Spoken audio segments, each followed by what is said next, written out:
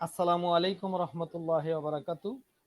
সুধী দর্শক মণ্ডলী, আমাদের মায়েরাচল সাহিত্য সামাজিক পরিষদ মাসাব বাংলাদেশ ও দৈনিক মায়েরাচল ইন্টারন্যাশনাল নিউজ 24.com এর আয়োজনে MASP টিভি আন্তর্জাতিক সাহিত্য সাংস্কৃতিক আড্ডা করোনাকালীন আলোচনায় আজকের অনুষ্ঠান শুরু করতে যাচ্ছি। সঞ্চালনায় আমি হারুনুর রশিদ সাগর। আমার সাথে অতিথি হিসাবে আছেন ভারতের বিখ্যাত একজন সঙ্গীত শিল্পী, যন্ত্র সঙ্গীত সুমন কুমার দত্ত। আমার সাথে আসবেন নমস্কার। বাংলাদেশের একজন স্বনামধন্য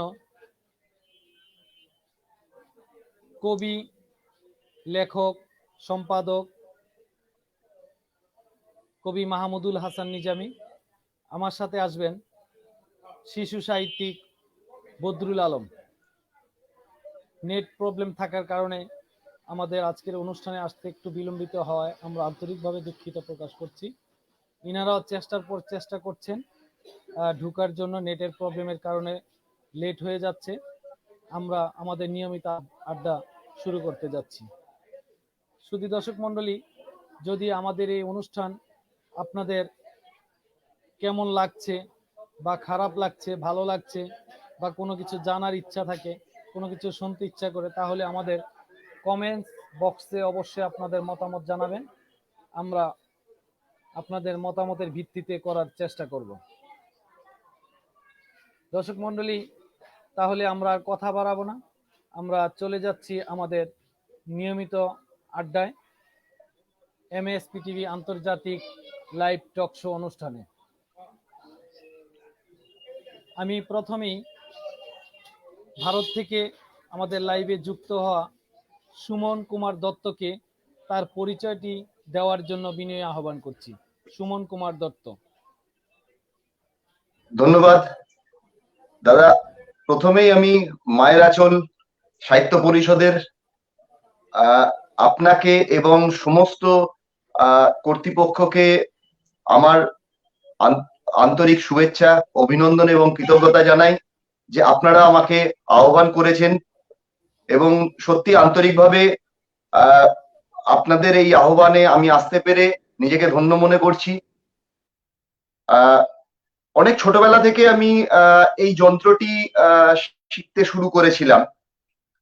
প্রথমত এই যন্ত্রটি কে আকৃষ্ট করে আমার দিদি যখন শিখতে শুরু করেছিলেন তখন থেকে। এবং অদ্ভুত একটা যে গান কণ্ঠ দিয়ে হয়, সেই গানটাই হাতের মাধ্যমে যন্ত্রেতে উপস্থাপিত হচ্ছে, এটা আমাকে ভীষণভাবে আকৃষ্ট করেছিল। তো অনেক ছোট, মানে আমি মনে হয় তখন ক্লাস 1-এ না 2-তে পড়ি, তখন থেকে আমি আমার যিনি প্রথম শিক্ষক হিসাবে পেয়েছিলাম কৃষ্ণচন্দ্র পাত্র, ওনার কাছ থেকেই আমার শেখা শুরু। ধীরে ধীরে শিখতে মানে শেখা, এবং সপ্তাহে 1 দিন থেকে তিনি সপ্তাহে 4 দিন শেখানো শুরু করলেন। মানে একটা টাইমে বাড়িতে পড়াশোনার সাথে সাথে এই বাজনাটা আমার কাছে পড়াশোনা হিসাবেই মতো চলে আসলো। এবং আমার মা তার মানে সবকিছুর ওপর বেস করে তিনি এতখানি সঙ্গীত ভক্ত ছিলেন যে এই শেখানোর পেছনে তার অবদান অনস্বীকার্য। মানে সকালে ঘুম থেকে তুলে এই রেয়াজে বসানো এবং রেয়াজ করার পরে পড়াশোনা করা, এই জায়গাটা কিন্তু আমাকে আমার মা শিখিয়ে দিয়েছিলেন। তো তবে থেকে রেয়াজ শুরু, এবং বাজনা চালিয়ে যাচ্ছি। আস্তে আস্তে আমি আমাদের এখানকার আকাশবাণী, যে অল ইন্ডিয়া রেডিও যেটা রয়েছে কলকাতা, সেখানকার আমি একজন শিল্পী হই। তারপরে রাজ্য সঙ্গীত একাডেমি পশ্চিমবঙ্গ সরকারের কাছ থেকে আমি পুরস্কার প্রাপ্ত হই, এবং পরবর্তীকালে স্বনামধন্য বটুক নন্দী, যিনি মানে গিটারে ছিলেন, একদিকে বটুক নন্দী একদিকে সুনীল গাঙ্গুলি, সেই বটুক নন্দীর সান্নিধ্য আমার হয়। ওনার কাছে পরবর্তী জীবনে আমার আবার শিক্ষা শুরু। তো ওনার কাছ থেকে শিখে তারপরে আজকের দিনেও আমি চালিয়ে যাচ্ছি ওনার ঘরানাকে ধরে রেখে। এবং বিশ্বব্যাপী আজকের এই মহামারীর কারণে একটা সুবিধে হয়েছে আমরা শিল্পী হিসাবে, যে আমরা বাড়িতে বসে আপনাদের মতো সমস্ত সংস্থার মাধ্যমে এবং বৈজ্ঞানিক প্রযুক্তিতে আমরা বিশ্বের দরবারেতে আমাদের বাজনা আমরা পৌঁছে দিতে পারছি। তো এটা সত্যি মানে একটা মহামারীর সাথে সাথে যে আমাদের যা অবক্ষয় এবং যা বিপর্যয় ঘটেছে, তো শিল্পী হিসাবে আমাদের কাছে এইটা একটা বড় প্রাপ্তি হয়েছে।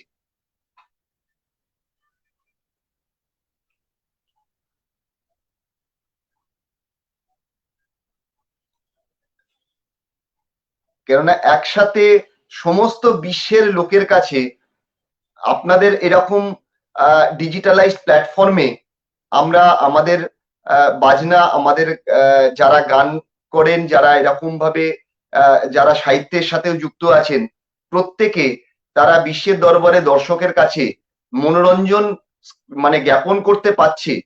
এবং এই সন্ধ্যাটা তারা দর্শকদের একটা উপভোগ্য একদম মনোজ্ঞ অনুষ্ঠান আমরা দিতে পারছি, এটা আমাদের কাছে বড় প্রাপ্তি।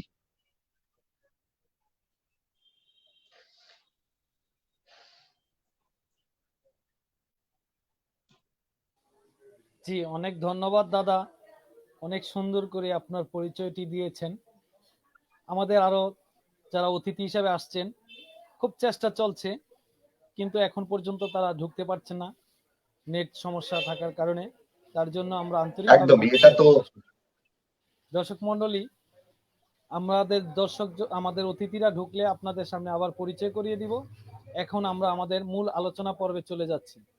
আমি প্রথমে একটি ছোট্ট প্রশ্ন মধ্য দিয়ে আমরা সুমন কুমার দত্তের আজকের যে আয়োজন, তিনি আমাদেরকে বাদ্যযন্ত্র গিটার বাজিয়ে আমাদেরকে দেখাবেন এবং তার সাথে সাথে গানের রিদমও শোনাবেন।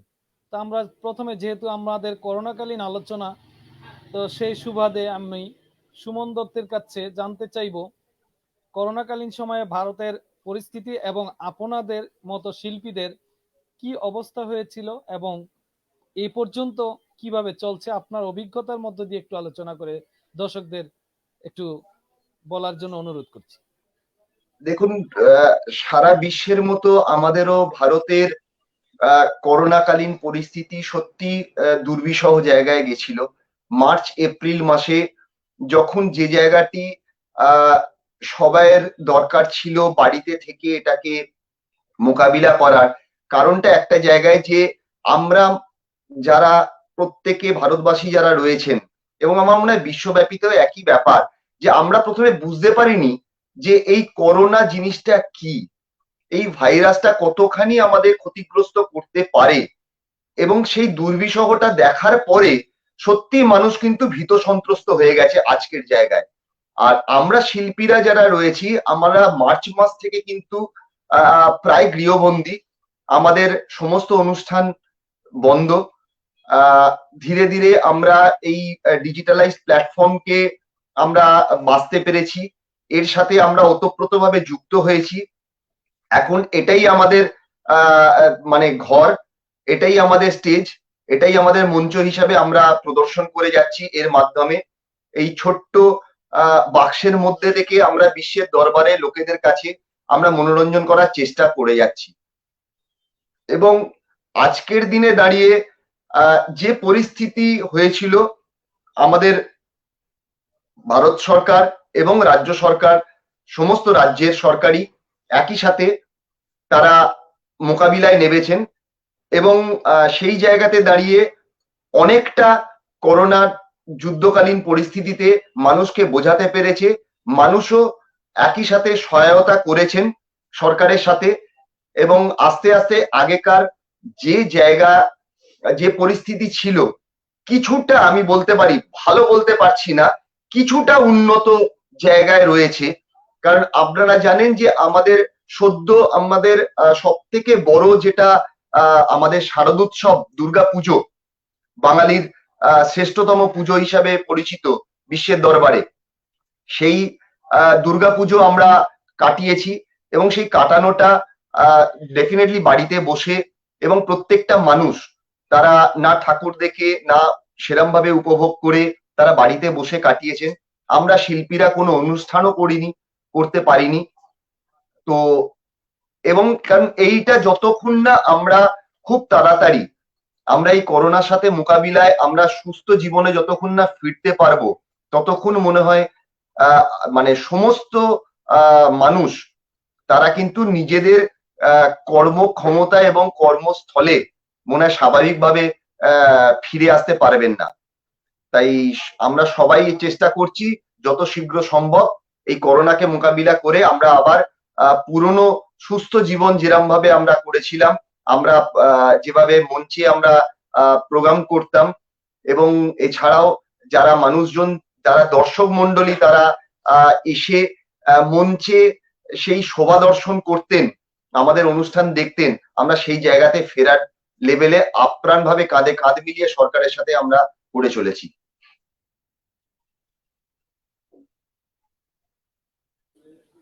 জি, অনেক ধন্যবাদ দাদা। অবশ্যই আমরা বিজয়ী, আমরা বাঙালি, আমরা কখনো হারতে শিখিনি। একদম যতই বাধা বিঘ্ন আসুক আমরা পেরিয়ে যাব, অবশ্যই আমরা বিজয়ী হব, সেই প্রত্যাশা রাখছি অবশ্যই।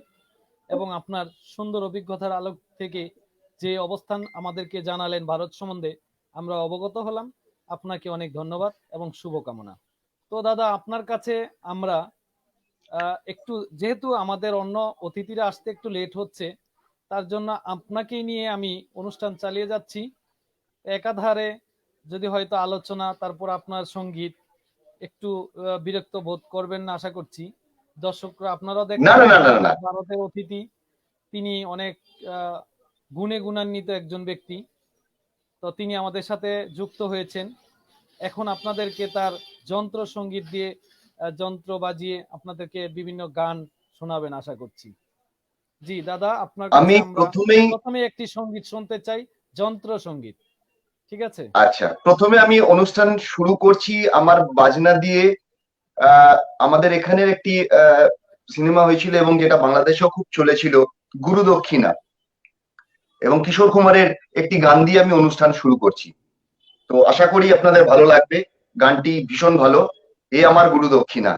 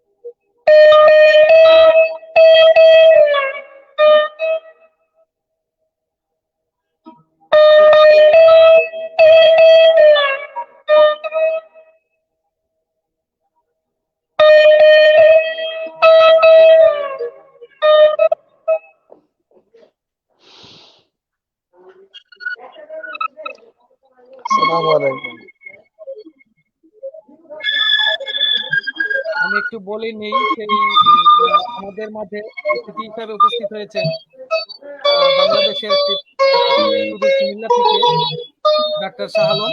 আমরা তাকে শুভেচ্ছা অভিনন্দন জানাচ্ছি। ধন্যবাদ সাগর ভাই। একদম একদম পরিচয় জানবো। এ পর্যায়ে আমরা সুমন দত্তের একটি সঙ্গীত শুনছি।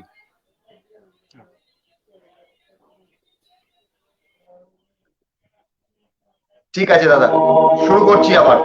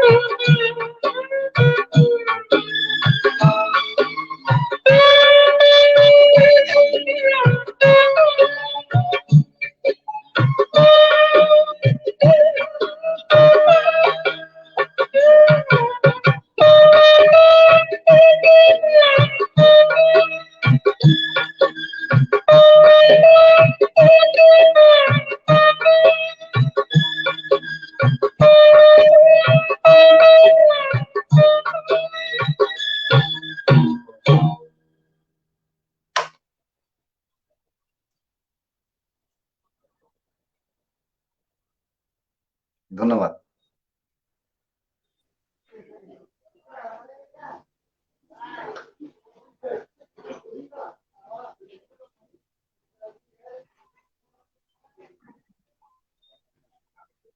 দাদা সাউন্ডটা মনে হয় মিউট করা আছে।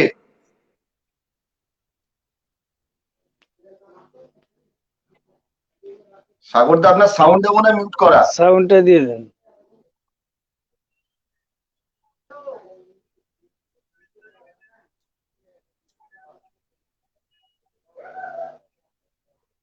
সাউন্ড সাউন্ড সাউন্ড সাউন্ড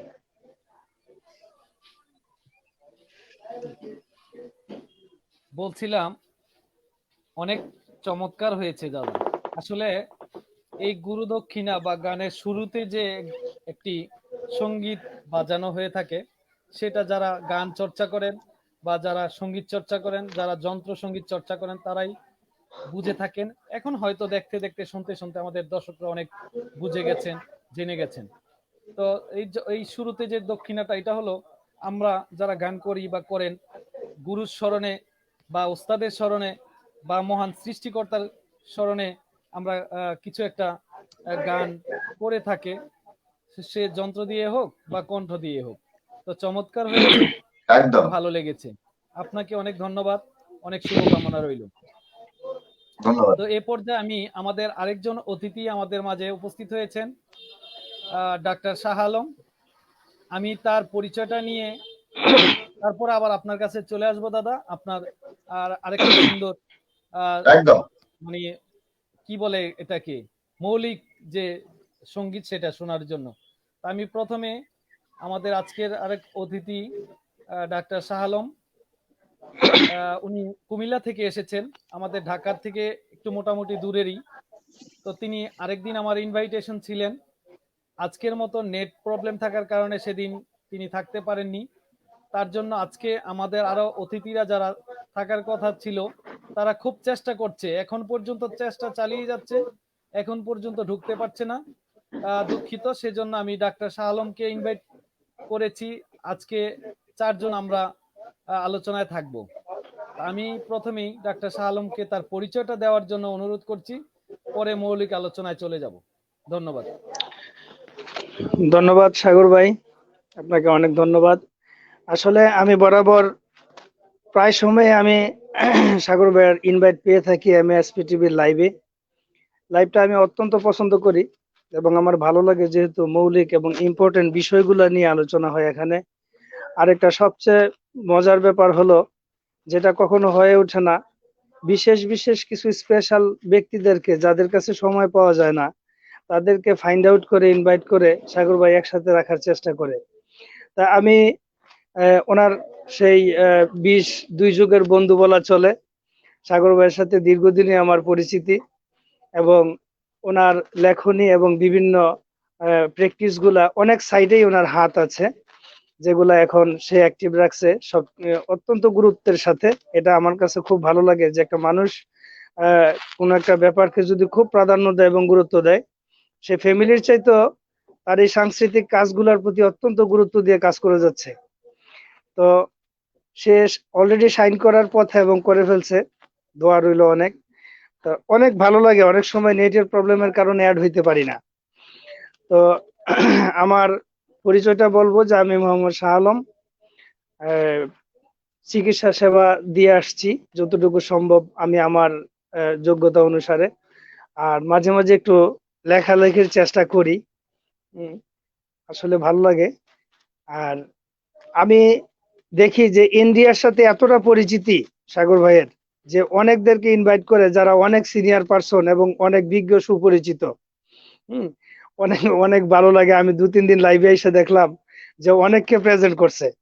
এটা একটা বিশাল ব্যাপার।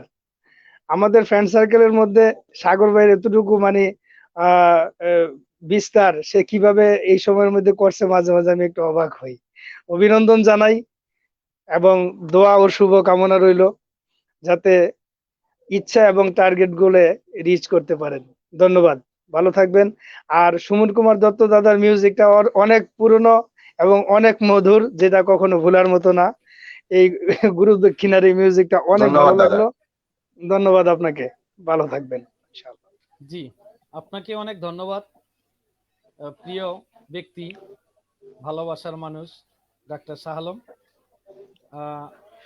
আসলে বরাবরই আমি চেষ্টা করে থাকি, আমি একজন ক্ষুদ্র মানুষ, আমার সাথে বড় বড় মানুষগুলাকে একটু আনার জন্য, যাতে তাদের সান্নিধ্য পেলে আমিও কিছুটা তাদের মতো হতে পারি। কারণ রাইট। স্বর্ণের সাথে থাকতে থাকতে অনেক সময় সৃষ্টিকর্তা এমনই রূপ ধারণ করে দেয় যে স্বর্ণের মতো, স্বর্ণ না হলেও স্বর্ণের মতো কালার হয়ে যায়। আর রাইট। লোহার সাথে থাকতে থাকতে লোহা যদি নাও হয়, অনেক সময় লোহার মতো ধাতু কালার হয়ে যায়। তো কালার হয়ে যায় ওই স্বর্ণের যে, মতো আপনাদের মতো লোকগুলোর সাথে থাকতে এবং সেটাই। চলতে চলতে যদি কিছুটা হলে আপনাদের মতো হতে পারি, সেজন্যই আমার চেষ্টা। এবং না আমি সবসময় এইটা চেষ্টা এবং মহান সৃষ্টিকর্তার নিকট প্রার্থনা করে থাকি যে রব্বুল আলামিন, আমি ভালো মানুষগুলোকে যাতে পাই এবং তাদের সান্নিধ্য যেতে পারি এবং তাদের মতো হতে পারি, তুমি আমাকে সেই তৌফিকটা দান করো। সেটাই ইনশাল্লাহ সেই আজকে লক্ষ্যে আমি আছেন এবং বরাবর এরকমই করছি। পৌঁছবেন আমাদের আমার বিশ্বাস। মায়ের আঁচল সাহিত্য সামাজিক পরিষদ একটি আন্তর্জাতিক সংগঠন হতে হয়েছে, আমাদের ভারতেও এটার কমিটি আছে। তো অবশ্যই আমরা এই সংগঠনের পক্ষ থেকে আমাদের একটি দৈনিক পত্রিকা আছে, নিউজ পোর্টাল, আমাদের একটি ম্যাগাজিন পত্রিকা আছে এবং ওয়েবসাইট আছে, নিউজ পোর্টাল আছে, সবকিছু আমরা চেষ্টা করে থাকছি মানুষের গোড়দুয়ারে সাহিত্য সংস্কৃতিটাকে, সামাজিক কাজকর্মকে নিয়ে আসার জন্য। বিভিন্ন সময় আমাদের সংগঠনের পক্ষ থেকে, মায়ের আঁচলের পক্ষ থেকে বিভিন্ন সময় আমরা করোনাকালীন সময়ে অনেক গরিব অসহায়দের এবং যারা করোনায় গৃহবন্দী হয়েছিলেন তাদের সাহায্যার্থে এগিয়ে আসতে চেষ্টা করেছি মাত্র। তা আসলে কি আমার স্বাদ আছে, কিন্তু ওইরকম সাধ্য নেই। যদি এমপি মন্ত্রী বা বড় বড় প্রভাবশালী বা এখন দেখা যাচ্ছে বিভিন্ন পত্র পত্রিকাতে বড় বড় লোক যাদেরকে কখনোই নাম শুনি নাই, হঠাৎ তারা অনেক বড় লোক, শত শত হাজার হাজার কোটি টাকার মালিক, যাকে বলা হয় আঙ্গুল ফুলে কলা গাছ। এইরকম লোক যদি হতে পারতাম বা তাদের মতো যদি কিছু লোকের সান্নিধ্য পেয়ে যেতাম, তাহলে হয়তো আমাদের সংগঠন নিয়ে আমরা আরো অনেক দূর এগোতে পারতাম এবং অনেক অসহায়দের পাশে আমরা থাকতে পারতাম। ধরুন এই যে শীতকাল আসছে, অনেক অসহায় বস্তিবাসী আছে যাদেরকে শীতার্ত পাশে গিয়ে দাঁড়িয়ে বা একটা শীতের জামা দিতে পারলে আমাদের অনেক ভালো লাগবে বা ভালো লাগতো। অবশ্যই। তো সেই কাজটা আমরা করার জন্য চেষ্টা করব এবং সকলের সহযোগিতা কামনা করছি। তো ডাক্তার শাহ আলম যেরকম ভাবে বলেছেন, অবশ্যই ওনাকে অনেক ধন্যবাদ জানাই, কারণ উনিও একজন এমন মনের মানুষ যার হাতের ছোঁয়া যেখানেই লাগে উন্নতি ছাড়া অবনতি হয় না। তো এমন একজন লোককে আমরা পেয়েছি। আর আমাদের সুমন কুমার দত্ত, তিনি তো একজন বিখ্যাত যন্ত্রসঙ্গীত বা সঙ্গীত শিল্পী যাকে বলা হয়, অনেক লাইভ প্রোগ্রামে ওনাকে দেখা যায়। আর সেই সুবাদে আমরা ওনাকে আজকে সিরিয়ালে পেয়েছি। সাগরদা বলি, বিখ্যাতর ব্যাপার নেই, ভালো লাগে, মানুষকে শোনাই, তাদের মনের মধ্যে থাকতে পারবো, এটাই আমাদের শিল্পীদের বড় পাওনা, আর কিছু নয়। বিখ্যাত বলে কিছু নেই। শিল্পী যারা, পৃথিবীতে তারা হলো ঘুমন্ত জাতিকে জাগিয়ে তোলার একটা প্রয়াস। সাহিত্য মানেই হলো এটা। তা আমরা কে কি করি সেটা বড় কথা নয়, বড় কথা হলো আমাদের সাহিত্য কখনোই কোনো মানে কাউকে ছোট করে নয়, সবাইকে ভালোবাসা দিয়ে এবং সবার মন জয় করে আমাদের কাজ করাটাই আমাদের মূল উদ্দেশ্য অবশ্যই। তো যাই হোক, অনেক ধন্যবাদ ডাক্তার শাহ আলমকে। আমরা আবার আসবো আপনার কাছে, আপনার আলোচনা শুনবো। আপনি যেহেতু ডাক্তারি জগতে আছেন, আপনার কাছে কিছু পরামর্শ চাইবো যেটা আমাদের দর্শকদের উপকার হয়। আমরা চলে যাচ্ছি সুমন কুমার দত্তের কাছে তার মৌলিক গান শোনার জন্য। আপনি আমাদের বলে দিবেন কোন গান করছেন এবং তার যন্ত্রে কোনটা আসছে। ধন্যবাদ। এবারে যে গানটি পরিবেশন করব, কারণ ভারত বাংলাদেশের মধ্যে ব্যবধান শুধুমাত্র ওই কাঁটা তারের ব্যবধান আমি মনে করি। কারণ তাদের যে আন্তরিকতা এবং তাদের যা সংস্কৃতি, আমাদের সংস্কৃতির মানে দুজনের মেলবন্ধন এমন এত সুন্দর, এরকমই একটি গান কুমার শানু গেয়েছেন। তো সেই গানটি করব, যে আমাদের মনে হয় যে আমরা ভারতে থাকলেও যে বাংলাদেশ যেন আমাদের পাশাপাশি এতে রয়েছে, পাশের বাড়ির মতো ব্যাপার একটা মানে প্রতিস্থাপন হয়ে গেছে আজকের এই প্রযুক্তির যুগে। তো এরকম কুমার শানুর একটি গান, তুমি আছো এত কাছে, তাই এই গানটি পরিবেশন করছি।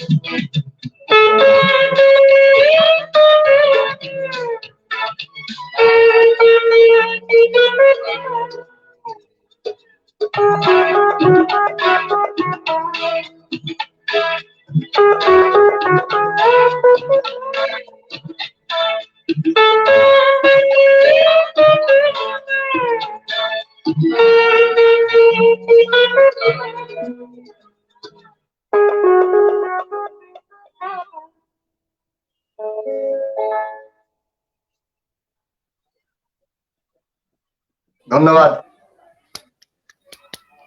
অনেক ধন্যবাদ দাদা, অনেক সুন্দর, অনেক ভালো লেগেছে, খুব চমৎকার। অনেক অনেক শুভকামনা রইল আপনার প্রতি। আপনার কাছে আবার আসবো দাদা আমরা। এ পর্যায়ে আমি একটু ডাক্তার শাহ আলমের কাছে চলে যাচ্ছি। তার কাছে আমি একটি প্রশ্ন রাখতে চাই। ডাক্তার শাহ আলম, জি বলেন। আপনি আমাকে বলবেন, বর্তমান চলছে করোনাকালীন সময়, এটা দ্বিতীয় ধাপ। আমরা করোনার প্রথম মুহূর্তটাকে একটা মানে বিভীষিকাময় অবস্থায় কাটিয়েছি, সারা গোটা বিশ্ব, শুধু নট অনলি বাংলাদেশ, সারা বিশ্ব। তো সেই সুবাদে করোনাকালীন সময় আমরা বিভিন্ন সময় দেখেছি বিভিন্ন মাস্ক, হ্যান্ড স্যানিটাইজার, ঔষধ বা করোনা রোগীদের নিয়ে বিভিন্ন তালবাহানা হসপিটালগুলোতে বা বিভিন্ন দপ্তরগুলোতে। তো সেই সুবাদে আমি আপনার কাছে জানতে চাইবো, এই যে এত কিছু হয়ে গেল, কিন্তু তার মধ্যে যারা চিকিৎসক বা চিকিৎসা দিচ্ছেন বা বিভিন্ন হসপিটাল ক্লিনিক আছে, এগুলো চিকিৎসক তারা চিকিৎসা দিবে, আপনারা যারা বা আপনাদের চেয়ে আরো যারা সিনিয়র আছেন চিকিৎসা দিবে, এটাই স্বাভাবিক। মানুষ অসুস্থ হয়ে ডাক্তারের কাছে যায় চিকিৎসা পাওয়ার জন্য, কিন্তু ওখানে গিয়ে যদি চিকিৎসার বিনিময়ে যদি দেখা যায় যে তারা ব্যবসায়িক একটা কেন্দ্রবিন্দু খুলে রেখেছে। আমি বলতে চাচ্ছি মানে জনসাধারণের কথাগুলো অনেক সময় সাধারণ জনতা বলে, মানে আমরা অনেক সময় যখন বিভিন্ন জায়গায় যাই বিভিন্ন সময় শুনে থাকি যে চিকিৎসক মানে এখন ব্যবসায়ী হয়ে গেছে। এই কথাটার তাৎপর্যটা একটু যদি বলতেন, বা তাদেরকে এরকম বলা হয় কেন, একটু যদি বলতেন সুন্দর ক্লিয়ারলি একটা ভাবে। কথা বলছেন। না, অতি সুন্দর মানে আমাদের সুন্দর দর্শকদের একটা কথা উদ্দেশ্যে। বলছেন। আপনার সাথে আমি এগ্রি করি। আসলে সাগর ভাই, বিষয়টা এটা আমরাও শুনে আসছি যে আসলে এখন ডাক্তার মানে কসাই, ডাক্তারখানা মানে কসাইখানা, ওখানে গেলেই জবাই করবে, এক গাদা টেস্ট দিবে, পরীক্ষা দিবে, অযাচিত কিছু ওষুধ লিখবে, হয়রানি করবে, আমরা প্রপার ট্রিটমেন্ট পাবো না, এমন একটা ধারণা আছে। আসলে ডাক্তারদের ক্ষেত্রে যেটা হয়, আমি বলবো এই প্রফেশনটাকে একজনে এক এক ভাবে নিয়েছে। একটা রুগীকে এক একজনে এক এক সিম্পেথিতে দেখে। সেবামূলক পেশার মধ্যে যে প্রশ্নগুলা উঠে আসছে, যে কথাগুলো উঠে আসছে, এগুলো আমি বৃথা বলবো না, কারণ যা রটে তা কিছুটাও বটে। এখানে ম্যাক্সিমাম ডাক্তারই যে এগুলা করতেছে তাও না। কিছু কিছু ডাক্তার, ডাক্তার নামে কিছু কষায় আছে, সেটা আসলে ডাক্তার না, ডাক্তার সেজে বসে এগুলা করতেছে। যেটা বদনাম হচ্ছে মূলত চিকিৎসকদের, ভালো ডাক্তারদের বদনাম হচ্ছে যে তারা এই কাজগুলা করতেছে। কিন্তু করোনাকালীন যে সেবাটা দিচ্ছে ডাক্তাররা বসে, তারা কিন্তু আশেপাশের যারা আছে তাদের চাইতে ঝুঁকির মধ্যে আছে। এই পেশায় যারা আছে, তারা যে সেবাটা দিচ্ছে তাদের প্রতি সন্তুষ্ট থাকা উচিত। যে পেশেন্টরা আসতেছে বা যারা সেবাটা নিতে আসতেছে, সন্তুষ্ট থাকা উচিত যে তারা এর মাঝেও আমাদেরকে দেখছে, তারপরও আমাদেরকে সেবা দিচ্ছে, একটা সাজেশন দিচ্ছে, আমাদের প্রোটেকশনের অনেকগুলা থিওরি তারা দিচ্ছে। এটা তাদের ফিল করা উচিত এবং বোঝা উচিত। আমি জানি না যে তারা কোন বিষয়টাকে ডাক্তারের ডাকাতি বলে মনে করে, যে আমাদেরকে তারা ক্ষতি করছে, তারা কসাইয়ের মতো ব্যবহার করছে। বিষয়টা আসলে মাথায় আসে না। ডাক্তারি একটা পেশা, এটাকে এত ইজিলি নিলে হবে না। এটা অত্যন্ত ডিফিকাল্ট একটা পেশা এবং অত্যন্ত ঝুঁকিপূর্ণ একটা পেশা। আমি মনে করি বাবা মার কাছে সন্তান সে যতটুকু অ্যাকসেপ্টেন্স, যে বাবা মা এবং কোনো গার্ডিয়ান যেহেতু সন্তানের কোনো অমঙ্গল চায় না, একটা ডাক্তারের কাছে পেশেন্ট আসলে সে সন্তানের চেয়ে বেশি প্রায়োরিটি দেয় এবং প্রাধান্য দিয়ে সে এই রুগীটাকে দেখে থাকে। কারণ সে মনে করে যদি আমার ধারা বা আমার উসিলায়, আমার সেবায় যদি সে সম্পূর্ণভাবে সুস্থ হয়, তাইলে আমার ক্রেডিট, এবং সে অন্য একটা পেশেন্টকে বলবে যে আমি এই সার্ভিসটা ওখানে প্রপারলি পেয়েছি ওই ডাক্তারের কাছে গিয়ে। কোনো ডাক্তার কখনো নেগলেসি করে না, কোনো ডাক্তার কখনো রুগীকে হয়রানি করতে চায় না। যারা ডাক্তার বা এই পেশা একটা সেবামূলক পেশা নিয়ে বসে আছে এবং তারা মনে করে যে আমি ফিউচারে আমি আমার এখানে ক্যারিয়ার করতে চাই, আমি ভালো করতে চাই, এ ধরনের মন মানসিকতা নিয়ে যারা ট্রিটমেন্ট দিয়ে আসছে, সেবা দিয়ে আসছে, কখনো একটা রুগীর প্রতি সে নেগেটিভ চিন্তা ভাবনা করে না যে আমি একবার আসলো, একবার তার কাছ থেকে আর্ন করলাম, এখানেই আমার শেষ। এটা যদি রুগী ফিল করে থাকে, আমি মনে করবো এটা রুগীর সম্পূর্ণ ভুল ধারণা। যে আমি গেলাম, আমাকে এতগুলো টেস্ট দিল, কখনো আননেসেসারি কোনো কিছু করে না। যে টেস্ট গুলো দেওয়া হয়, যে ড্রাগ গুলো সাজেস্ট করা হয়, অবশ্যই তার প্রয়োজনে করা হয়। এখানে এই কথার সাথে আমি পুরোপুরি এগ্রি করব না, কিন্তু এই কথাটা আপনি শুনছেন, আমরাও শুনি অনেক সময়, যে আসলে আমরা ঠকতেছি, বিভিন্ন জায়গায় গিয়ে প্রতারিত হইতেছি। হ্যাঁ, তাদের বোঝা উচিত এই সিচুয়েশনে, এতটা ঝুঁকির মধ্যে একটা এই পেশার লোক, ডাক্তারি পেশার লোকেরা অনেক ঝুঁকিপূর্ণ সিচুয়েশনে থাকে। কারণ এখানে যদি 10 জন রোগী প্রতিদিন আসে, সে কোন জায়গা থেকে কি নিয়ে আসছে, কিভাবে আসছে, এটা বোঝা মুশকিল। কিন্তু তারপরও কিছু কিছু রোগীকে যদি দূরত্বে রেখে ট্রিটমেন্ট দেয়, তারা একটু নেগেটিভলি নেয় বিষয়টা, যে আমি সামনে গেলাম, আমাকে ছুঁয়েও দেখলো না। এটা তাদের ভুল ধারণা। আসলে বোঝা উচিত এখন যে নীরব ঘাতক নামে করোনার যেই ভাইরাসটা আছে, এটা যে কত ডেঞ্জারাস, কত মারাত্মক। যারা শিকার হয়েছে বা যারা যাদের প্রিয়জনকে হারাইছে, তারা এটা ফিল করতে পারে। তো আমি বলবো যে যারা সেবা নিতে আসেন, ডাক্তারদের সম্পর্কে ধরনের নেগেটিভ চিন্তা না করেন, ডাক্তারকে গিয়ে খুলে বলেন এবং আন্তরিক হন। অবশ্যই ডাক্তার আপনাকে আন্তরিকতার সাথে সেবা দিবে। এই পজিটিভ মাইন্ড নিয়ে ডাক্তারের কাছে যাবে, এবং আমরাও যারা আছি, যতটুকু আমাদের সামর্থ্য আছে, যতটুকু আমরা বুঝি, সেবা দেওয়ার চেষ্টা করবো ইনশাল্লাহ। ধন্যবাদ সাগর ভাই। আশা করি আমি আপনার সাথে একটি কথা অ্যাড করতে চাই, সেটা হলো ডাক্তার শাহ আলম, আমরা জানি আপনি কিন্তু একজন জি। মানবাধিকার কর্মী, আহ, মানবাধিকার একটা সংগঠনে আছেন।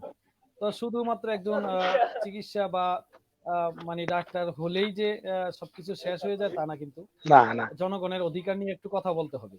সেটা হলো আমরা বিভিন্ন সময় সাধারণ লোকজনের কাছে শুনে থাকি যে আমি এখন আমাকে প্রেসক্রিপশন করলো বা ওষুধ লিখে দিলে আমরা ভালো হয়ে যেতাম, সেক্ষেত্রে আমার দুইটা বা একটা পরীক্ষা দিলেও অনেক সময় ধরা পড়ে যেত, সেটা না হুম করে এক গাদা পরীক্ষা দিয়ে দিল, বা টেস্টের তালিকা একেবারে পুরো সিল লাগানো থাকে, সিল গেলেই মেরে দেয় কাগজের মধ্যে দিয়ে এই হুম পরীক্ষাগুলো এনে তার ওষুধ খান। এই যে অনেকের এই যে ইচ্ছা মতো, আবার অনেক সময় দেখা যাচ্ছে কিছু লোক দেখা যাচ্ছে এমবিবিএস পাস করেছে বা এমবিবিএস পাস করে না, ভালো শিক্ষিত, তিনি লিখে রেখেছে এমবিবিএস বা এফআরসিএস সহযোগী অধ্যাপক বা অধ্যাপক, হুম। এরকম যে ডিগ্রি গুলো একগাদা লিখে জনসাধারণ যারা সাধারণ লোক আছে তাদের সাথে যে একটা প্রতারণা, এটা কি আপনি কি প্রতারণা মনে করবেন না, নাকি এটাও আপনি হ্যাঁ একটু হ্যাঁ, সাইডে ওইটা দিয়ে দিবেন প্রতারণা। যে ডাক্তার সবাইকে? এজন্যই আমি বলছি, এজন্যই বলছি কিছু আছে, কথাটা এভাবে রটে নাই, কিছু আছে, এটাও আমি এগ্রি করি আপনার সাথে। এটা কিছু ডায়াগনস্টিক সেন্টারে যারা মানে অন্য মালিকের আন্ডারে চেম্বারটা করতেছে, তখন তাদের প্রয়োজনে কিছু ওষুধ লিখে থাকে কিছু ডাক্তার, রুগীর প্রয়োজনে না। সেই ক্ষেত্রে রুগীরা প্রতারিত হয়। এক শ্রেণীর ডাক্তার আছে এরকম, যারা ওষুধ কোম্পানি বা রিপ্রেজেন্টেটিভের প্রয়োজনে ওষুধ লেখে, এবং ডায়াগনস্টিকের মালিকের প্রয়োজনে ওষুধ লিখে, তখন কিছু রোগীরা প্রতারিত হয়। যেমন একটা ভিটামিন লিখলো, যে বললো এটা আপনি এখান থেকে নিতে হবে, এটা ওই অন্য জায়গায় পাবেন না। এভাবে কিছু রোগী প্রতারিত হচ্ছে, কারণ মেডিসিনের ব্যাপারে তো সবাই আর অভিজ্ঞ না। আর না খেয়ে যদি পরবর্তীতে ডাক্তারের কাছে যায় যে আমি তো সুস্থ হই নাই, কেন হইলাম না, বললো আপনি তো এটা খান নাই, ডাক্তার কি আপনি না আমি? হুম। এক শ্রেণীর কিছু আছে যাদের কাছ থেকেও রোগীরা প্রতারিত হইতে অবশ্যই পারে। স্বীকার করছেন যে বর্তমান অবস্থানে আমাদের এরকম কিছু একটা ব্যবসা চলেও ডেফিনেটলি এটার ব্যাপারে প্রতিবেদনও আসছে যে হুম। ওষুধ কোম্পানির তো যাই হোক, অনেক ওষুধ ধন্যবাদ কোম্পানির আপনার ছেলেরা। কাছে। আমি আরো অনেক প্রশ্ন নিয়ে আসব, অনেক আলোচনা করব, সেই ফাঁকে আমরা একটু অতিথিদের যারা আমাদের দর্শক সারিতে আছেন তাদের কাছে একটু যাই, না হলে তারা আমার সাথে খুব রেগে একেবারে তেড়ে আসবে, আশা ওইরকম বোঝা যাচ্ছে। তো অবশ্যই সেই অবশ্যই। সুবাদে আমাদের আজকের যে অনুষ্ঠানে আরেকজন অতিথি আসার কথা ছিল, শিশু সাহিত্যিক বদরুল আলম, একটু আগে আপনারা স্ক্রিনে দেখেছেন, তিনি লিখেছে দুঃখিত আপনার সাথে অ্যাড হতে পারলাম না, কারণ তিনি নেটওয়ার্কের খুব চাপে আছে, নেট না থাকার কারণে তিনি দুঃখ প্রকাশ করেছেন। আচ্ছা আচ্ছা, অবশ্যই চেষ্টা আপনাকে করেন অনেক অনেকে। ধন্যবাদ বদরুল আলম ভাই, আপনি অনেক চেষ্টা করেছেন আধ ঘন্টা যাবত বা 1 ঘন্টা যাবত, তারপরও চেষ্টা চালিয়ে যান, আমরা আপনাকে শেষ পর্যন্ত হলে নিয়ে আসবো ইনশাল্লাহ। আমাদের সাথে ভারত থেকে যুক্ত হয়েছেন ডক্টর চিত্তরঞ্জন মাইতি, আমার খুব ভালোবাসার একজন মানুষ, বিশাল একটি সংগঠনের তিনি চেয়ারম্যান, প্রেসিডেন্ট বা সভাপতির দায়িত্ব পালন করছেন, Bangabandhu research culture and foundation ভারতের, যেটা বাংলাদেশের মধ্যে 12 জনের আমিও একজন। তো অসংখ্য ধন্যবাদ আমার চিত্তরঞ্জন মাইতি দাদাকে। আমার সাথে আছেন আমার আরেক, আসলে কি, আমরা যারা কবি, লেখক, সাংবাদিক যারা বা সাহিত্য সাংস্কৃতিক মনা যারা, তাদের সবাই ভালোবাসার লোক। মেন ওমেন বলে কথা নেই, ছেলে মেয়ে সবাই ভালোবাসার লোক। আর যারা কণ্ঠশিল্পী তাদের গানে সবাই মুগ্ধ, যারা নায়ক নায়িকা তাদের প্রেমে সবাই মুগ্ধ, অতএব যারা উপন্যাস গল্প লেখে তাদের প্রেমে অনেকেই মুগ্ধ। তো এটার বলার অবকাশ রাখে না, সেই জন্য আমাদের ভালোবাসার মানুষ সবাই। তারপরেও কিছু ভালোবাসার লোক ফেসবুকে থেকে যায়, যারা প্রতিনিয়ত কমেন্টস এবং লাইক শেয়ারের মাধ্যমে উজ্জীবিত করে রাখে। অনেক বন্ধু আছে ফেসবুকে আমাদের সাথে, নট অনলি আমি, আপনাদের সবার সাথেই দেখবেন একটা জিনিস, অনেক বন্ধু আছে, প্রায় 5,000, আমার 5,000 গিয়েও এখন পর্যন্ত আমার সাথে প্রায় অনেক বন্ধু। 2,200 লোক ওয়েটিং এ আছে। তো সেই সুবাদে দেখা যাচ্ছে যে এই 5,000 ফ্রেন্ড, অথচ আমাদের লাইক কমেন্টস আসে সর্বসাক করলে 200-250 বা 300 এরকম, 400-500 ধরে নিতে পারে। কিন্তু এর মধ্যে কিন্তু বেস্ট ফ্রেন্ড থাকে যারা সর্বক্ষণই পাশে থাকে, সেরকম একদিন ফ্রেন্ড গিয়াসউদ্দিন ভাই, যিনি সর্বক্ষণ আমাকে খুব উজ্জীবিত রাখে। আমি ঝিমিয়ে পড়ি, তখন তিনি আমাকে সজাগ করিয়ে দেন। লিখছে, আচ্ছা, হে আচ্ছা। আমার গোর দক্ষিণা, মানে উনি অনুষ্ঠান শুরুতে যে দাদা দক্ষিণা গান গেয়েছেন সেটার সাথে তিনি আমাকে সম্পৃক্ত করেছেন। হে আমার গুরু দক্ষিণা, খুব সুন্দর হচ্ছে, আপনাকে ধন্যবাদ। আরেক ভালোবাসার মানুষ, বড় ভাই প্রিন্স ওয়াকি, তিনি একজন সাহিত্য সাংস্কৃতিক ব্যক্তিত্ব। তো এই ওয়াকি ভাইও প্রত্যেক আমার মানে লাইভ প্রোগ্রামগুলোতে তিনি একবার এসেছিলেন এবং লাইভ প্রোগ্রামগুলোতে সংযুক্ত থাকেন এবং কমেন্টস করে যান। তিনি লিখেছেন, চমৎকার পরিবেশন, দারুণ চমৎকার পরিবেশ, দারুণ পরিবেশনা। জি, অনেক ধন্যবাদ ভাই। আসলে সবকিছু আপনাদের জন্য। ডাক্তার শাহ আলম যেমন কতক্ষণ আগে বলেছিলেন যে সাগর ভাইকে সব জায়গায় আমরা দেখি, সব জায়গায় পাই, এবং তিনি তার গোর দুয়ারে পৌঁছে যাবেন আশা করা যায়। আসলে আমি অবশ্যই একমত। কেন, সৃষ্টিকর্তা যাকে ইচ্ছে তিনি যদি একটা চুলের মধ্যে ধরে টেনে তোলে, তাহলে ঠ্যাঙ্গে ধরেও অনেকে ধরে রাখতে পারে না, সে উঠেই যাবে। তা আমি চেষ্টা করে যাচ্ছি, যদি সৃষ্টিকর্তা আমাকে অবশ্যই আমার লক্ষ্যে পৌঁছে যায়, তাহলে তার প্রতি আমি অনেক কৃতজ্ঞ এবং আমি একজন তার খুব কাছের একজন বান্দা হব আশা করা যায়। তো এগুলো যা করা হচ্ছে সবকিছু কিন্তু আপনাদের ভালোবাসার জন্য এবং আপনাদের উৎসাহের জন্য। আমি ধন্যবাদ জানাচ্ছি প্রিন্স ওয়াকি ভাই এবং শাহ আলম ভাইকে। আমার সাথে আমার এক ছোট ভাই, খুব স্নেহ করি যাকে, এবং সে সবসময় আমার সাথে থাকতে পছন্দ করে, ইকবাল হোসেন রমেশ। সে আমাদের সংগঠনও, কিন্তু সে অনেক সময় একটু এই চটপটে বা যার তার সামনে যাকে তাকে ইচ্ছা যেটা বলে ফেলে, মানে কি বলে এটাকে, সরাসরি মুখ মুখ কোনো লজ্জা নেই বা কাউকে ভয়ও পায় না, এরকম সরাসরি বলে ফেলে, যার কারণে তাকে অনেকে পছন্দ করে বা অনেকে পছন্দ করে না। তো সেরকমই একজন ইকবাল হোসেন রমেশ লিখেছে, সুমন কুমার দত্ত, আপনার কণ্ঠ অনেক সুন্দর। অনেক ধন্যবাদ। আবার লিখেছে সাগর ভাই, মানে আমাকে উদ্দেশ্য করে, ভাই তামিল হিরোর মতো লাগছে বড় ভাই আপনাকে। অনেক ধন্যবাদ ইকবাল হোসেন রমেশ। আসলে আমরা অনেক সময় মুরব্বী কাতারে যাচ্ছি, এখনো হয়নি, বা হজ করিনি, নামাজও ঠিক মতো পড়তে পারি না বা চেষ্টা করে থাকি, এজন্য বা মাদ্রাসায় গিয়েও চলে এসেছি, বা হুজুরদের মতো বর্তমান তাবলিগ জামাতেও যাই না, বা হুজুরদের মতো অসুবিধা নাই, আর দরকার নাই। নামাজ পড়ে বড় বড় দাড়িও রাখিনি, তবে ছোট্ট দাড়ি রাখার চেষ্টা করে অভ্যস্ত হচ্ছি। আর এই দাড়িটাকে আমাকে তামিলের মতো মনে হচ্ছে, কিন্তু আসলে আমি তো একটু তামিল মাঝে মধ্যে যাই, স্টাইলে বা অনেকদিন গিয়ে স্টে করি, ভারতে যাই অনেকদিন গিয়ে স্টে করি, এই জন্য তাদের মতো একটু হওয়ার চেষ্টা করছি মাত্র। অনেক ধন্যবাদ ইকবাল হোসেন রমেশ তোমাকে। সাথেই থাকো, আবার তোমার সাথে আসবো অবশ্যই। তা আমরা আর লেট না করে আমরা চলে যাচ্ছি আমাদের সুমন কুমার দত্তের কাছে। সুমন কুমার দত্ত, আপনি আমাদেরকে নতুন আর কি শোনাবেন একটু বলে আমাদেরকে দাদা, একটু শোনাবেন, দাদা কিছু বলুক, ভালো কথা লাগে। বলুক। আহ নতুন মানে দেখুন, আজকের বাংলাদেশের সমস্ত দর্শকের কাছে মানে অনেক শিল্পীর মধ্যে সব থেকে যদি মানে হৃদয়ের মণিকোটায় বসে থাকে, সেটা হচ্ছে কুমার শানু। তো কারণ আমি যতবার প্রোগ্রাম করেছি, তো কুমার শানু বাদে প্রোগ্রাম করেছি, এবং আমার কাছে বহুবার রিকোয়েস্ট আসতো যে কুমার শানুর বাজানোর জন্য। তো আমি এবারে কুমার শানুরই আরেকটি গান আমি বাজিয়ে শোনাচ্ছি আপনাদের।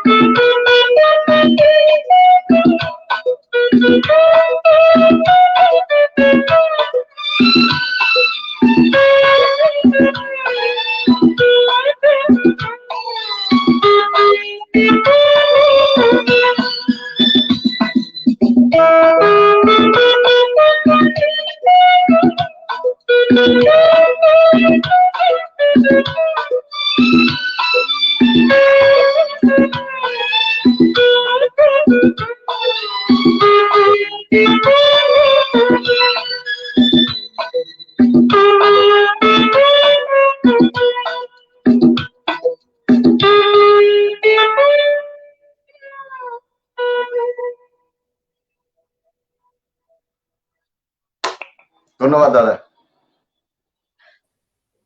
জি, আপনাকে অনেক ধন্যবাদ দাদা। খুব সুন্দর। আসলে কি, সাহিত্য সংস্কৃতি প্রেমী আমি, ঠিক আছে? তো যে কোনো গান বা মিউজিক বা যে কোনো লেখা, এগুলো শুনলে আমার খুব ভালো লাগে, দেখতেও ভালো লাগে, শুনতেও ভালো লাগে। আসলে আমি কতটুকু পারি সেটা বড় কথা নয়, বড় কথাটা হলো আমার কাছে কতটা ভালো লাগে।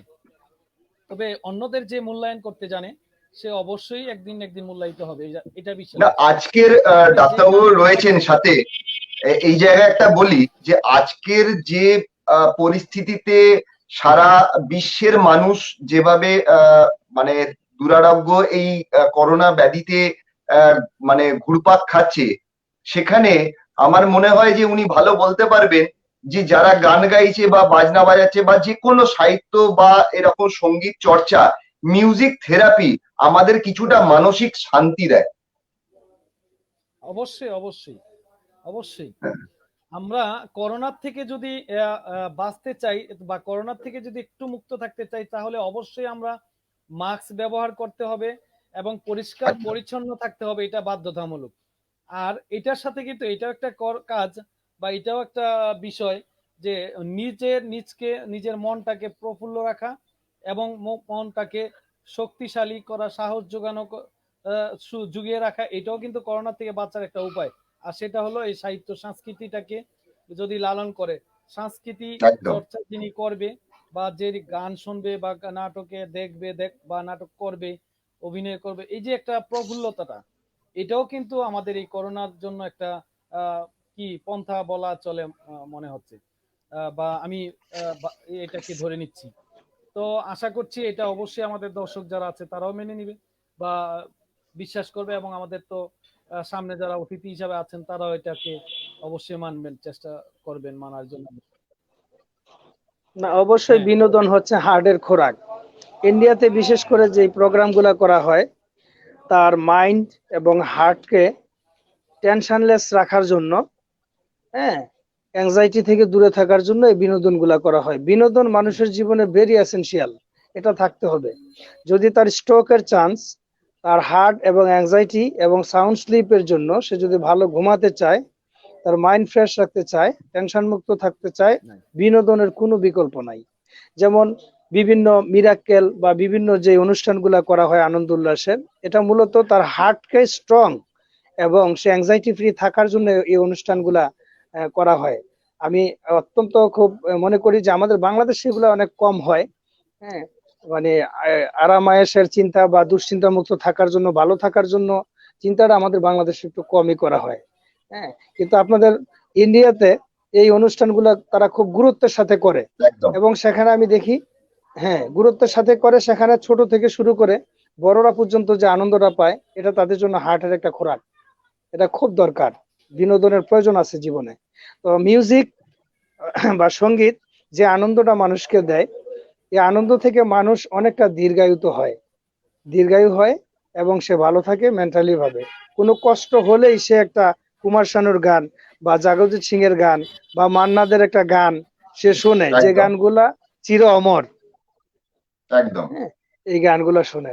তো দরকার আছে সুমন কুমার দত্ত দাদা যে মিউজিকটা শোনাইলো, আমাদেরও জি, অনেক ভালো অনেক লাগছে এবং অনেক আমরা ধন্যবাদ আপনাদের আহ, দুজনকেই, খুব সুন্দর করে আলোচনা করেছেন। আমি এই ফাঁকে আমাদের একজন অতিথি, সরি দর্শক, হ্যাঁ দর্শক মানে কি, তিনিও একজন অতিথি, আহ, খুব ভালোবাসে আমাকে এবং আমিও এরকম ভালোবাসি অন্তর থেকে। এমনি আচ্ছা আচ্ছা মানে খুবই, উনি আমাদের প্রশাসনিক একজন কর্মকর্তা। উনি বর্তমানে আমাদের, আসলে কি বললে কি হবে আমি জানি না, আহ, অনেক সময় উনি নিজেকে পরিচয় দিতে চান না, বলে আচ্ছা যে আচ্ছা, ভাইয়া আমাকে পরিচয় দরকার নেই এবং কারো সামনে আমাকে প্রেজেন্ট করবেন না। যাক, তো উনি সেই উনি সুবাদে না আমি চাইলে করতেও দরকার চাই না। না। হ্যাঁ, করতেও আচ্ছা চাই আচ্ছা না, তবে তিনি একটি কমেন্টস করেছে, আমি কমেন্টসটা জাস্ট আপনাদেরকে ডিসপ্লেতে দেখাচ্ছি। তারপরে ওনার মানে কি বলে, উনি যে আমার প্রতি কতটা ভালোবাসা সেটা এখানে প্রকাশ। ঠিক আছে, জাহাঙ্গীর আলম সাহেব না? ইনি আছেন হলো আমাদের নারায়ণগঞ্জ র্যাব 11-তে আছে। হ্যাঁ, আচ্ছা আচ্ছা তো খুব ভালো একজন আমার ভালোবাসার মানুষ, আমাকে খুব ভালোবাসে, আমিও ভালোবাসি, আমার ভাই। আচ্ছা তো আচ্ছা। যাই হোক, অনেক ধন্যবাদ জাহাঙ্গীর আলম ভাই, আপনি আমার অনুষ্ঠান দেখছেন, ভাইয়ের অনুষ্ঠান দেখছেন এবং ভাইকে উৎসাহ উদ্দীপনা দেওয়ার জন্য কমেন্টসও করেছেন। আপনার প্রতি সবসময় ভালোবাসা অফুরান থাকলো। আরো অনেক দর্শক আমাদের এখানে আছে, কমেন্টস করেছে, তো সকলের প্রতি আমার ভালোবাসা। আমাদের আরেক ভালোবাসার ময়না পাখি, যিনি সুদূর ভারত থেকে আমাদের সাথে সবসময় যুক্ত থাকেন এবং বাংলাদেশে আসলে আমার এখানে অবশ্যই আসেন, আমাকে খুব ভালোবাসেন, আমিও তাকে ভালোবাসি। তিনি হলো আমাদের দুই বাংলা অনলাইন সাংবাদিক ফোরামের সভাপতি, চেয়ারম্যান দেবাশিস কোলে। উনি ভারত একটি চ্যানেলেরও চেয়ারম্যান, প্লাস সাংবাদিক, ভারত একদম। প্রেস ক্লাবের মানে সাধারণ আমি সম্পাদক। আমি সাগরদা এখানে একটু মানে দেবাশিস কোলেবাবু সম্পর্কে বলি যে ভারতবর্ষের এখন বর্তমানে নিঃস্বার্থভাবে যে কোনো শিল্পীকে যদি জানতে পারেন, তাকে তুলে ধরার মানে প্রবণতা এবং নিঃস্বার্থভাবে তাকে তুলে ধরার প্রবণতা ওনার মধ্যে বর্তমান এরকম আমরা মনে হয় খুব কম লোককে পেয়েছি। হ্যাঁ হ্যাঁ, তো তার মধ্যে দেবাশিস বাবু একজন। বদি যখন ফার্স্ট টাইম এসেছিল, বা বদি, হ্যাঁ দাদা তো আসছে কয়েকবার, তো বদি যখন আসছে, বদি বান্দা সাগরকে ছাড়বে, যেখানে মার্কেটিং করবে সাগর যেতে হবে। এই দাদা বললো, এই সাগর আমি পাচ্ছি না তোর বদিকে নিয়ে, বদি তোর সাথে, যে তোকে ছাড়া যাবে না, মার্কেটে যাবে, তুই সাথেই যেতে হবে। আসলে বদি অনেক ভালো মনের মানুষ, দাদা তো আছেনই, তো যার সাথে যাকে মিলবে সৃষ্টিকর্তা তাকেই মিলিয়ে থাকেন। অনেক ধন্যবাদ আমাদের দেবাশিস কোলে দাদাকে। অবশ্যই আবার বাংলাদেশে আসবেন তিনি, সে আশা রাখছে। এবং কি বলে, ভারতে একজন অপরিচিত অন্য দেশের লোককে আপন ভাইয়ের মতো তো মানে তুমি করে তুই করে বলাটা, এটা খুব কম লোকে পারে। এটা পারে কারা? যার বেশি কাছের লোক, বড় ভাই বা বাবা বা দাদা, তারা। তো তিনি একজন আমার এরকম। এবার তো বলেছে ভারতে গেলে তুই কিন্তু কোথাও উঠবি না আমার বাসা ছাড়া, বদিয়া সাগর কোথাও কিন্তু যেতে পারবে না আমার বাসা ছাড়া। তো যাই হোক, অনেক ধন্যবাদ দাদা, আপনি আমাদের অনুষ্ঠান দেখছেন এবং আমাকে সাগর সুমন দাকে অনেক ভালোবাসা জানিয়েছেন। আপনাকে অনেক ভালোবাসা, সবসময় ভালো থাকবেন। আর বদিকে আমার প্রণাম জানাবেন। অবশ্যই বদিকে ভালো রাখবেন, আমাদের ভালো রাখলে চলবে না, বদিকে ভালো রাখবেন, তাহলে আপনার ঘর অনেক সুন্দর থাকবে, আপনি শান্তিতে থাকতে পারবেন, না হলে ঘরে আর উঠতে দিবে না, সেটাও বলে রাখছি। যাই হোক, সকলের প্রতি অনেক শুভেচ্ছা, অভিনন্দন এবং অপুরান ভালোবাসা। আমাদের অনুষ্ঠান আমরা প্রায় শেষ পর্যায়ে চলে এসেছি। আমাদের 9টা থেকে 10টার টাইম, যেহেতু আমরা একটু আসতে লেট হয়ে গিয়েছিল, তো সেই সুবাদে 10:30 পর্যন্ত আসছি। তো আমরা ছোট্ট একটি প্রশ্ন করব শাহ আলম সাহেবের কাছে, তারপরে সুমনদার লাস্ট একটি গান শুনবো, তারপরে 1 মিনিট করে আজকের অনুষ্ঠানের একটু কথা শুনবো, তারপরে চলে যাব অনুষ্ঠান থেকে বিদায় নিব। ঠিক আছে, সেই পর্যন্ত আমি এখন চলে যাচ্ছি আমাদের শাহ আলম ভাইয়ের কাছে। শাহ আলম ভাই, আপনি আমাদেরকে জানাবেন। হ্যাঁ হ্যাঁ দাদা, অবশ্যই আমি এবার অবশ্যই থাকবো আপনার বাড়িতে, মিস করব না, কারণ আপনি আমার বড় ভাই। আর যেহেতু একই জায়গায় আছি, একই সংগঠনে আছি, আমিও দুই বাংলা অনলাইন সাংবাদিক ফোরামের কেন্দ্রীয় কমিটি একটা ভালো জায়গা আছি এবং আসতেছি, ইন্ডিয়াতে আসতেছি আমিও পালন করছি। তো সেই সুবাদে অবশ্যই আসবো, থাকবো। শাহ আলম ভাই, আপনার কাছে আমি একটা জিনিস জানতে চাই। জি বলেন। সেটা হলো, এই যে বাংলাদেশের মধ্যে বিভিন্ন সময় দেখা যায়, বিভিন্ন জায়গায় নামমাত্র হঠাৎ করে শোনা যাচ্ছে যে মানবাধিকার সংগঠন। আমি এই প্রশ্নটা না করলেও নয় একেবারে, তো যেহেতু আপনি একটা জায়গা আছেন, মানবাধিকার সংগঠন মানে কি? মানবাধিকার সংগঠন মানুষের কল্যাণ নিয়ে কাজ করা। তো এই যে মানবাধিকার সংগঠনগুলো হঠাৎ করে আসছে, হঠাৎ করে তারা মানুষের কল্যাণে কাজ করছে, কতটা কাজ করছে, বা নামমাত্র বিভিন্ন সময় দেখা যাচ্ছে বিভিন্ন প্রশাসনিক ভাবে তাদেরকে ধরার জন্য চেষ্টা চালাচ্ছে, বা তারা বিভিন্ন জায়গায় এই সংগঠনগুলো পরিচয় দিয়ে মানুষের কাছ থেকে টাকা হাতিয়ে নিচ্ছে। এই বিষয়টাকে আপনি কিভাবে দেখছেন, বা আপনার সম্বন্ধে একটু বলবেন দর্শকদের উদ্দেশ্যে, অল্প কথায়। হ্যাঁ, ঠিক আছে, বিষয়টা আপনি শুনছেন। অবশ্যই কিছু কিছু সংগঠন নাম দিয়ে, শুধু তারা মানবাধিকার সংগঠন নাম দিয়ে না, এ ধরনের আরো অনেক সংগঠন আছে যেগুলা সাইলেন্ট কিলার বলবো আমরা তাদেরকে।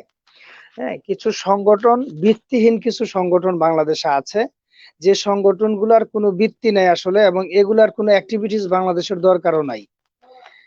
নিজেরা নিজেদের মতো করে একটা রেজিস্ট্রেশন এনে তারা তাদেরকে চেয়ারম্যান পরিচয় দিয়ে বিভিন্ন জায়গায় টিম সংগ্রহ করে তাদের নিজস্ব স্বার্থ আদায়ের জন্য তারা এই কাজগুলো করে যাচ্ছে। আমি বলবো এ ধরনের প্রতারণার সাথে যারা জড়িত, একটা সংগঠন, মানবাধিকার সংস্থা, আমরা ছোটবেলা থেকে শুনছি একটা অবশ্যই চিফ এবং ভাইটাল একটা সংগঠন, মানবাধিকার সংগঠন, কিন্তু এই সংগঠনের অগোচরে এই সংগঠনের নাম দিয়ে অনেকেই তাদের পার্সোনাল সিক্রেট একটা নাম্বার শু করে তারা এই বিজনেসের সাথে জড়িত বাংলাদেশের আছে। তো প্রশাসন যদি জানে, এবং প্রশাসন এটা কোয়ারি করলে পেয়ে যাবে যে আসলে কারা অরিজিনালি সংগঠন এবং অরিজিনালি সংগঠক, এটা প্রশাসন ইচ্ছা করলে ফাইন্ড আউট করতে পারবে। তো এটার একটা বিহিত হওয়া দরকার। এ ধরনের অনেক সংগঠন আছে বাংলাদেশে যে একটা মূল সংগঠনকে তারা নিজেরাই কালার করে দিচ্ছে। ভালো একটা সংগঠনকে কিছু কুচক্রী লোক, কিছু মন্দ লোক এটার সাথে অ্যাড হয়ে তার নিজের স্বার্থের জন্য সে এই মন্দ কাজগুলো করে সাধারণ জনগণকে ঠকাচ্ছে। মূলত জনগণ যে উদ্দেশ্য নিয়ে আসতেছে সংগঠনের সাথে অ্যাড হইতে, তারা সেই সুযোগ সুবিধার বিন্দু মাত্র কিছুই পাচ্ছে না। এই কথাটার সাথে আমি এগ্রি করতেছি। এটা আমি বলবো যে প্রশাসন দৃষ্টি দিলে অবশ্যই আপনি যে জিনিসটা তুলে ধরছেন এটার অরিজিনালিটা তারা ফাইন্ড আউট করতে পারবে এবং স্টেপ নিতে পারবে এ ব্যাপারে। ধন্যবাদ আপনাকে। তার মানে বলা যাচ্ছে যে আপনি একটি মানবাধিকার সংগঠনের একটা দায়িত্ব থেকে আপনি এটা স্বীকার করছেন যে বাংলাদেশে এরকম অনেক সংগঠন বেরিয়েছে যারা নামমাত্র একটি রেজিস্ট্রেশন নিয়ে তারা এই কার্যক্রম পরিচালনা করছে, কিন্তু আমার প্রশ্ন হচ্ছে নামমাত্র রেজিস্ট্রেশনটা পায় কোত্থেকে? বা এটা সরকার এগুলো দেয় রেজিস্ট্রেশনে কেন? বা এটা দেখা কি গেল এটা যে পরিচয় নেয় না? হ্যাঁ, একটা রেজিস্ট্রেশনের দুইজনে যদি নাম দাবি করে যে এটার চেয়ারম্যান আমি, আরেকজন যদি বলে যে চেয়ারম্যান আমি, হ্যাঁ, এটা কি মিন করে বলেন? হুম, এটা কি মিন করে?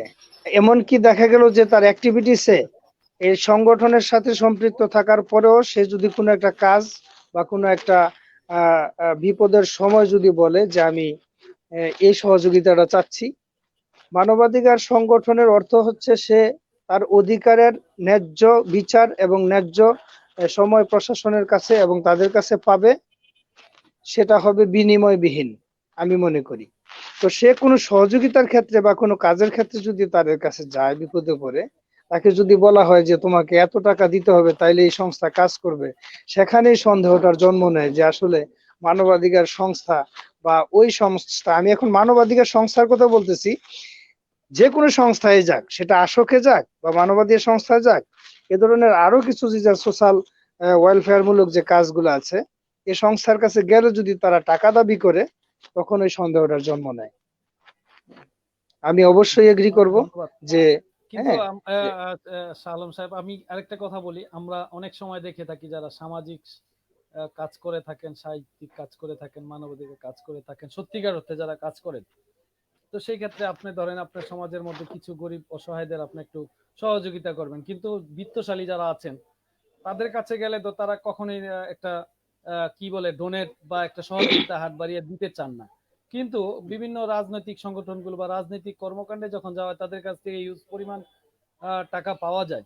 এই বিষয়টাকে কিভাবে এটা কি বলবেন আপনি একটু এক কথা বলুন। মানে আপনি বলতেছেন যে এই, যখন আমরা নিজেরা সহযোগিতা করতে চাই পার্সোনালি, হ্যাঁ, তখন তারা এটার সাথে এগ্রি করে না, ওই কথাটার কথা বলতেছেন আপনি? জি জি।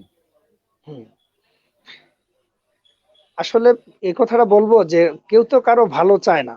তারা কখনো চায় না যে আমরা আমরা বিশেষ এবং ভিআইপি ব্যক্তিত্ব, আমাদেরকে ভালোভাবে চিনুক। হঠাৎ করে সে আবার কোথা থেকে আসলো, সে ভাইরাল হয়ে যাচ্ছে, সে নাম করে ফেলতেছে। হ্যাঁ, এটা করতে দেওয়া যাবে না। তারা কখনো, তারা না করুক, তারা সামাজিক কাজ না করুক, এমনকি রাষ্ট্রীয় টাকা আপনার মোবাইলে দেওয়ার কথা ৩,৫০০ বা ২৫০০ টাকা, এই টাকা আপনার না পান, তারা একই মোবাইলে 50 বার টাকা নেক, সমাজের কোনো কাজ করবে না, আপনাকেও করতে দিবে না। আপনার সুপরিচিত হন, আপনি ভালো কাজ করেন, আপনাকে ভালোভাবে চিনুক, তাদের ঊর্ধ্বে আপনি কিছু করেন, আপনি মেম্বার অফ পার্লামেন্ট না, তারপর আপনি সমাজের জন্য করতেছেন, আপনাকে মানুষ জানতেছে যে আপনার সামাজিক কর্মী। এই জিনিসটা তাদের কাছে ভালো লাগতেছে না, কারণ শুধু বেগুন আর ডিম খাইলে আর মাংস খাইলে কিন্তু অ্যালার্জি হয় না, ভালো কাজ দেখলে অ্যালার্জি হয় অনেকের, যে কারণে তারা এটা দিতে চায় না। একটা সুন্দর কথা বলেছেন, অনেক ধন্যবাদ আপনাকে। আসলে কথাটা যুক্তিযুক্ত, কিন্তু যদিও হাসি হয়ে থাকে। ঠিক আসলে বলেছেন, অ্যালার্জি যুক্ত খাবার খেলে ডিম আর বেগুন খেলে হবে না, অ্যালার্জি কিছু ভালো কাজ করতে গেলে সমাজের কিছু লোকের অ্যালার্জি এমনি বেড়ে যায়। এমনি বেড়ে আসলেই যায়। অনেক ধন্যবাদ আপনাকে সুন্দর কথাগুলো বলার জন্য, অল্প কথায় বোঝানোর জন্য। আমি সুমন দত্তের কাছে চলে যাচ্ছি। সুমন দত্ত, আপনার কাছে একটি ছোট্ট প্রশ্ন রাখবো। যেহেতু আপনার এতক্ষণ সঙ্গীত শুনলাম, এখন হ্যাঁ। একটি ছোট্ট প্রশ্ন রাখতে চাই। আপনি সামাজিক কর্মী, সাংস্কৃতিক কর্মী, সাহিত্যিক কর্মী, সেই সুবাদে হুম। সেটা হলো, এই যে ধরুন আমাদের একটু আগে যেটা শাহ আলম ভাইকে বলা হলো, আমাদের সমাজে অনেক সাংস্কৃতিক বা সাহিত্য ব্যক্তি আছে, কিন্তু রাজনীতি ব্যক্তিদের মতো এখন সাহিত্য সাংস্কৃতিক এই অঙ্গনেও ঢুকে গেছে রাজনীতি, কাদার ছোটাছুটি, মানে একদম। কার গায়ে কে দিবে। ইভেন দেখা যাচ্ছে যে আপনি একটা কাজ করছেন বা সাহিত্য অঙ্গনে আপনি একটু এগিয়ে যাচ্ছেন, আপনার বদনামি হচ্ছে বা করছে, সেটা আপনার দেশের লোক আমার দেশের লোকের কাছে বা আমার দেশের লোক আপনার লোকের কাছে এইরকম বদনামিটা রটাচ্ছে। এই বিষয়টাকে আপনি কিভাবে দেখছেন, একটু যদি বলতেন। দেখুন, শিল্পী হিসাবে বা আমরা যেহেতু সাংস্কৃতিক জগতের লোক, আমরা জানি এটা মানে ম্যাক্সিমাম সময় আমাদের এই ভারত বাংলাদেশ বা আমরা যারা বাঙালি মূলত, এর মধ্যে কিন্তু এই একটা চারিত্রিক বৈশিষ্ট্য এটা কিন্তু থাকে। আপনি মানে একটা বলি, আমি ছোটবেলা থেকে একটা গল্প কথা শুনেছিলাম যে মানে ভারত বাংলাদেশ থেকে আমরা ইউরোপিয়ান কান্ট্রিতে যদি কিছু সাপ্লাই করি, সেটা কিছু কম যেতে পারে, একমাত্র পুরোপুরি যায় যদি আমরা সাপ্লাই করি সেটা হচ্ছে ক্যাঁকড়া। কারণ কাঁকড়া যে ক্যাঁকড়া বিছে যেটা হয় না, সেটা ওই সেম ভাবে যে একজন যদি উঠতে চায় আর একজন পা ধরে টেনে নামিয়ে নেয়, ফলে 100টা যদি পাঠান 100টাই পৌঁছবে, সেখানে 99 হবে না। তো আজকে আমরা কিন্তু আমরা যারা শিল্পী, তো আমরা জানি যে আমাদের পেছনে বা আমাদের আমাদের কর্ম নিয়ে বা অনেকেই বিশ্লেষণ করেন। যারা বিশ্লেষণ করছে, আমার কাছে ব্যাপার নেই যে তিনি কেন বিশ্লেষণ করছেন, এটা আমরা মনে করি মনে হয় আমাদের বিজ্ঞাপন তারা করছেন, এবং যাদের কাছে করছেন সেটা সাময়িক। কিন্তু কারণ আমরা যদি প্রকৃত শিল্পী সত্তা নিয়ে যদি আমরা লোকের কাছে পৌঁছতে পারি এবং তাদের হৃদয়ে যদি পৌঁছতে পারি, আজকে না হোক তো তারা কিছুদিন বাদে বা ভবিষ্যতে তাদের হৃদয় মন্দিরে আমরা বিরাজ করব, তারা নয়।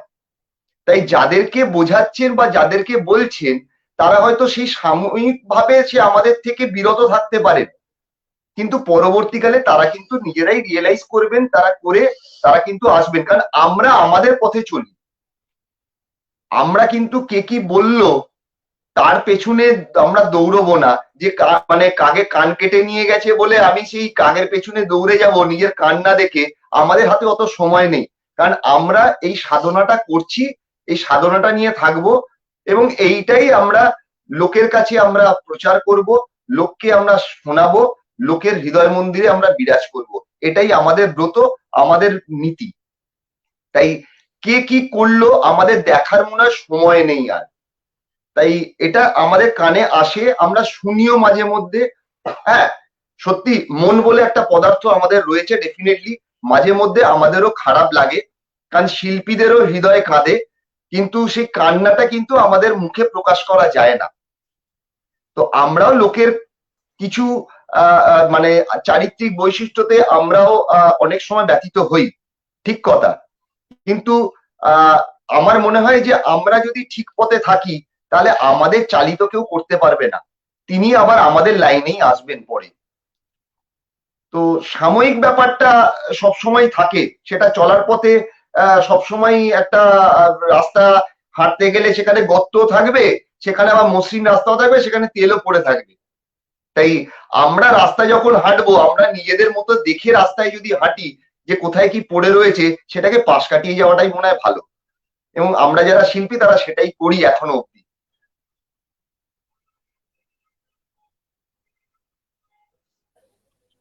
জি, অনেক ধন্যবাদ দাদা, খুব ভালো লাগলো আপনার পরামর্শ এবং অ্যান্সারটা।